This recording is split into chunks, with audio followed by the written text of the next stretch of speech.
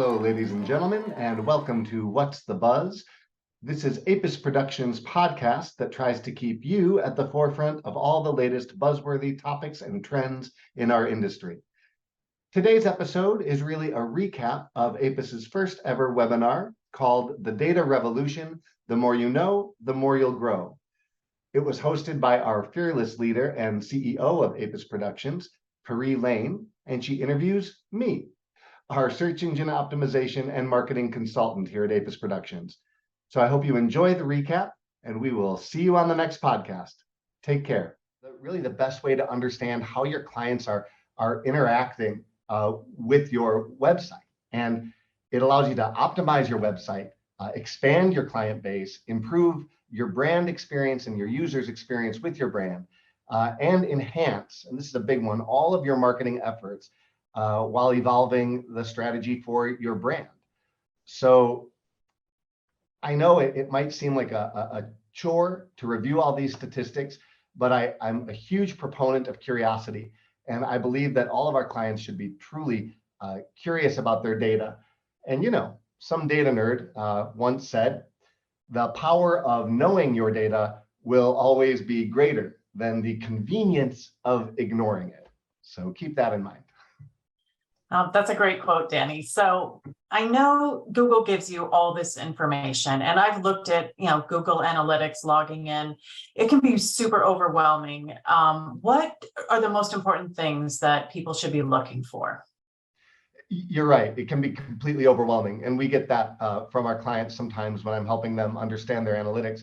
Sometimes it's like trying to find a single tree while you're being blinded by the forest, But even though there's different sets of data that matter to different people in different niches, but I found with our clients, especially in the insurance and wealth industry in that niche, there's a core four pieces of data that matter more than all the others. So let's kind of break that down. The most important piece of data you get is how many people are visiting your website every day, every week, every month, over time. And that statistic itself breaks down into all the other statistics that really matter. So let's say you've got 700 people coming to your website every month. That's great. You're getting traffic. And some of them are going to be clients that have registered and log in, and then others are prospects finding you from search engines, being referred to you from LinkedIn. LinkedIn is your friend, and other businesses. So once you know how many people are coming in, then you know what your website's family is, what the community is. And that's really when you can start breaking everything down. So let's show you exactly what I'm talking about. So here's Apis Productions. This is our analytics data that I'm showing you. Excuse me. And this data was taken over a 10-day period of time from February 5th to the 15th. And the page I'm looking at now, this is the answer to where our traffic is coming from. Now, we're a marketing company, and we write a bunch of articles and blogs for your industry and ours and how they intersect. And so we do get a lot of organic search. As you can see, in a 10-day period of time, we had 232 people find us just by typing something in on Google in the search engines. So that's fantastic. That's in a 10-day period. But, I'm also very curious about the referral traffic. Are we getting business from our LinkedIn page, et cetera. So I dive deeper into that data, and it breaks it down for me. And I can see that we're getting, 14, plus 2, so 16 people in a 10-day period of time from LinkedIn. And that's great. But I might want to use this data to tell Peri, hey, I want more than 50 people a month coming to us from LinkedIn. So let's start a campaign. Let's outreach on LinkedIn. And then I'd be using this page quite an awful lot to see, is our campaign working? How can we improve it? So that's one idea of how the data can help. But then I also really care about what pages on the website are our visitors going to. And so I look at that data set, and obviously your homepage for all of our clients and us is always going to be the most visited page on your site. So looking past the homepage, I just want to point out number 2 here. This was this was a blog post we wrote quite a while ago. And you can see it got 341 views in a 10-day period of time. So when I'm talking to our clients and I'm saying, writing articles helps. I'm not lying. It helps a lot. It drives traffic and creates opportunity. But for this moment, I'm going to show you that I was curious about how many people were visiting our webinar registration page, specifically the page for this webinar that you're all attending right now. And during this 10-day period of time, we had sent out an email and I wanted to see how it was going. And so I was like, yay, 136 people visited. They spent 3 minutes reading it. That's a really good sign. But did they take any actions while they were on this page? And so I want to break down that data a little more. I'm just showing you an example of how you can use the data. And an event is an action. Google calls them events. If somebody clicks on a page in your website, if they submit a form. So of all the forms on our site, 80 people submitted something. So let's break that down. I want to know who submitted the webinar form, the registration form. And here, G-Form G27 is our webinar registration form for this webinar. So I just went through all 4 questions, the 4 core, to understand more details about this webinar and how the analytics impacted that. And the core 4 again are: how many visitors are you getting? Where are they coming from? What are they looking at? And how are they engaging with your site? And those are the core 4 data sets I think all of our clients need to pay close attention to and that matter the most. So once we know that data, what's next? How do we and our clients use this information to increase revenue and engage with customers, find those opportunities? What do we do next? You're right. And that's the most important question. How can we elevate our business and our revenue? So there are hundreds of ways to use this data. So let me give an example that I think our clients can relate to the most, at least hopefully you all can relate to it. So let's say a client calls APIS and says, hey, I want to attract more, let's get real specific. I want to attract more wealth advisors that are handling high net worth clients and they need help structuring life insurance policies for estate planning, right? So that's a real niche kind of target audience. And here's where, again, I think LinkedIn is our best friend. So I think the strategy I would go with there is I would say, all right, wonderful client, let's create an ad on LinkedIn. And not just an ad that blasts to all of LinkedIn, but let's specifically find groups on LinkedIn where these types of advisors are networking, are talking shop, where they're living and breathing, right? And here's an example of one group I would find that we would want to have that ad shown to this group. It's the Trusts and Estate Network. This is an actual group.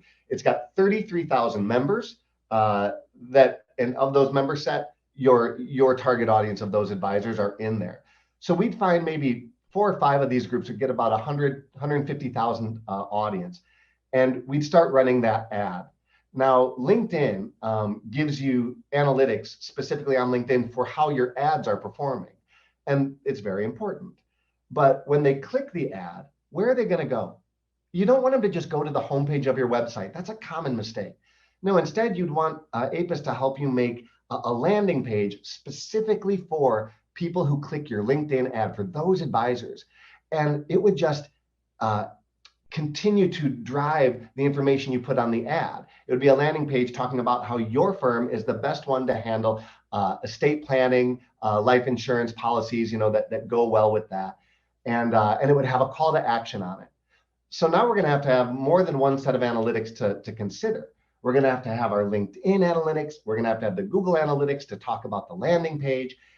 So I like to put everything in one place.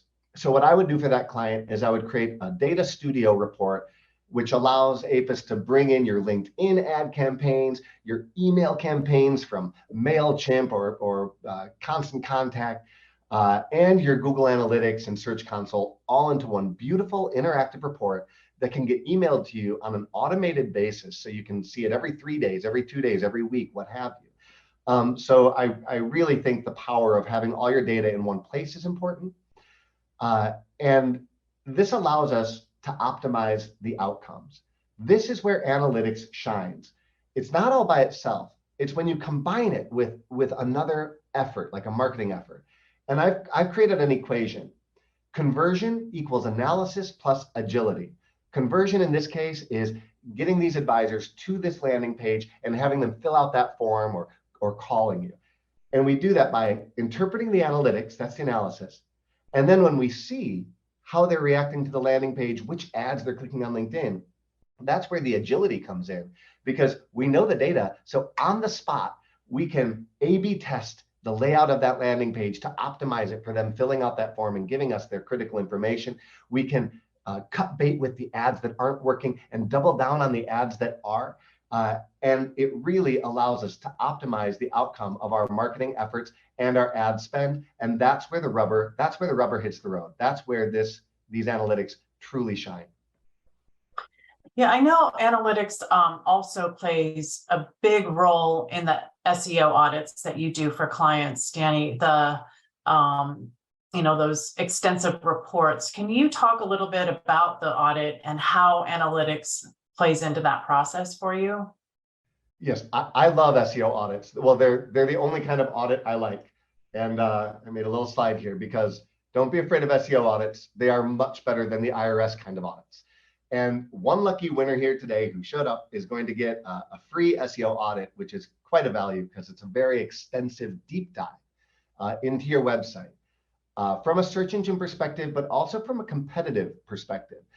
So just to kind of give you an idea of what it looks like, when I perform an SEO audit, it ends up being about 7 or 8 reports that you get, and then obviously a summary so that you don't lose your mind looking at those reports. But all of them talk about what's dragging you down in the search rankings. Why doesn't Google love you more than your competitors, right? And so the first thing I start with is a technical audit, and I use a whole suite of software to perform this. And basically the technical audit tells you all these things that are just broken from a technical standpoint with your website. Broken links that go nowhere, that give you that horrible 404 page error, images that don't show up, pages that are just orphaned and you can't link back to or you can't link to. There's literally hundreds of different things that could be wrong with your site, several hundred errors. And this is good low-hanging fruit that if we fix it right away, it will help Google bring you up in the search standings. But then beyond that, I do a competitive analysis. So I'm able to, and I'm using Apis as my example here, and I know that Apis has no competition because we're the best, but let's just pretend that we do. So I want to know which key phrases and keywords are our competitors ranking for that we're not, and what keywords and key phrases do we share with our competitors. So here's a couple of our marketing competitors in the space, and there is some overlap there, but obviously a Venn diagram doesn't show us enough. So this is just a snippet of a report that probably has about 800 different key phrases on it. But we can see where are we ranking in Google versus our competitors. And we can use this information and dive deeper into our competitors, which I do in an SEO audit, to figure out how to beat them. And it's not rocket science once you have the data. There's other reports like backlink reports, sorry, I just moved my screen over. How can a backlink that's coming from another website and linking to your site, how can that harm you and how can it help you? So we look at where all your backlinks are coming from and we get rid of all the spammy ones that are coming from like Yemen and backlink warehouses and just nefarious players that are big no-nos for Google. So ultimately, I use all of these reports to understand these key concepts. I do a keyword analysis of your site, a competitive analysis of your site, the technical audit. We check out your site health and we want it to be in the high 90s out of 100. And then the best part about the audit is this report that summarizes all the other reports, but I create actionable next steps that we can take together to really improve your rankings overall. And I think that's where we get to the power and how we can become more dominant from an SEO perspective. And the thing that our clients get most surprised about when they see these audits is just how much garbage has accumulated in their website over time. Entropy is real, and broken links, broken pages, all that is real on your site, and you don't even know it's there. It reminds me of my grandmother's basement growing up. So my nanny, my grandmother, had this basement that to a child was absolutely incredible. It was filled with treasures that was really just all the junk she had accumulated since the 1950s and had hoarded in her basement so the rest of her house could be clean. And I'm bringing up this analogy because, I mean, though it was amazing down there, baseball mitts, pictures of John F. Kennedy, like wedding gowns, multiple wedding gowns, even though she only got married once. I mean, maybe she was a little bit of a hoarder. But what I've learned is websites, including our clients' websites, are a lot like my nonny's basement. And here's my nonny holding me as a baby.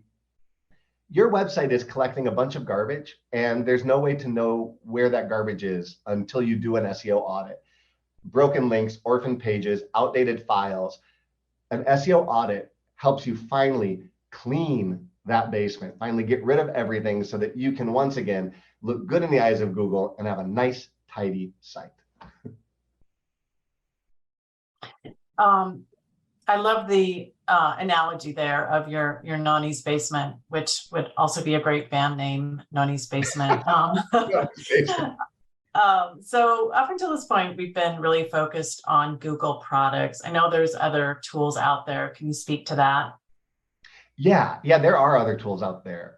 There are some tools that compete directly with Google Analytics, only for money. They claim to be better, but I think free is beautiful. So I think what I really like the most of all the other products are the things that Google can't do. And one of them is called heat mapping. And let me show you what that looks like. I find this absolutely stunning and fascinating. So this is just one company that does heat mapping. It's called Lucky Orange. I really like them because they do what everybody else does, but I feel like they do it for a more fair price point. It's about $30 a month. So look at this image here. What Lucky Orange does, what heat mapping does, is it shows you where your user's mouse, which is their attention, is landing the most. So this is all these users on what looks like a sofa or furniture company, and it's showing you the buttons where their mouse hovers and where on that button it hovers, which can be useful when you're laying out a page.